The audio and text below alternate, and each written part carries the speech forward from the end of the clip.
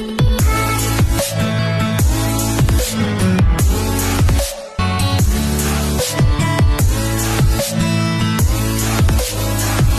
আজি আমি আলোচনা কৰিম এটা অতি গুৰুত্বপূৰ্ণ বিষয় হেতু হৈছে যে প্ৰভিজনছ আৰু ৰিজাৰ্ভছৰ মাজৰ পাৰ্থক্য কি সাধাৰণতে দেখা যায় যে বেছিবিলাক ষ্টুডেন্টে এইটো কথা ভুল কৰে যে প্ৰভিজন আৰু ৰিজাৰ্ভ একেই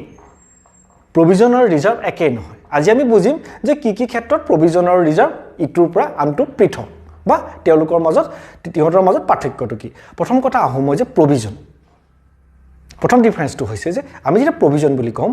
ই সদায় এক্সপেক্টেড লছৰ এগেইনষ্টত প্ৰভিজন বনোৱা হয় আৰু সেই এক্সপেক্টেড লছ বিলাক ব্যৱসায়টোৰ এছেটছৰ পৰা উদ্ভৱ হোৱাৰ পৰা এক্সপেক্টেড লছেছ হয় উদাহৰণস্বৰূপে provision for bad debt provision for doubtful debt provision for depreciation এটসেট্ৰা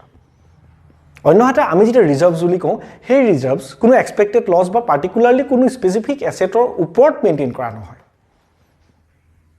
ব্যৱসায়টোৰ ফিউচাৰ আনচাৰ্টেইনিটিজ বিলাক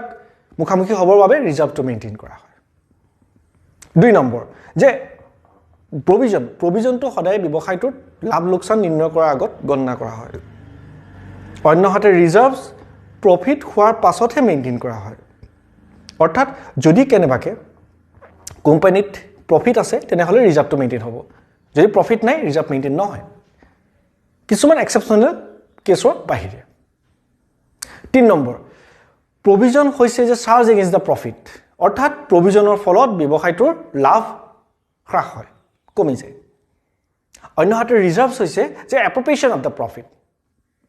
ইয়াৰ ফলত প্ৰফিট নকমে প্ৰফিটৰ পৰাহে ৰিজাৰ্ভ মেইনটেইন কৰা হয় সো এইকেইটা হ'ল যে প্ৰভিজন আৰু ৰিজাৰ্ভৰ আৰৰ পাৰ্থক্যৰ আৰৰ মূল বিষয়বস্তু তাৰ উপৰিও আৰু এটা আমি দেখা পাওঁ যে যেতিয়া আমি প্ৰভিজন ক্ৰিয়েট কৰা হয় একাউণ্টছত সেই প্ৰভিজনটো সাধাৰণতে পিএল একাউণ্টত দেখুওৱা হয় প্ৰফিট এণ্ড লছ একাউণ্টত অন্যহাতে ৰিজাৰ্ভছ সদায় পিএল এপ্ৰপ্ৰিয়েশ্যন একাউণ্টত দেখুওৱা হয়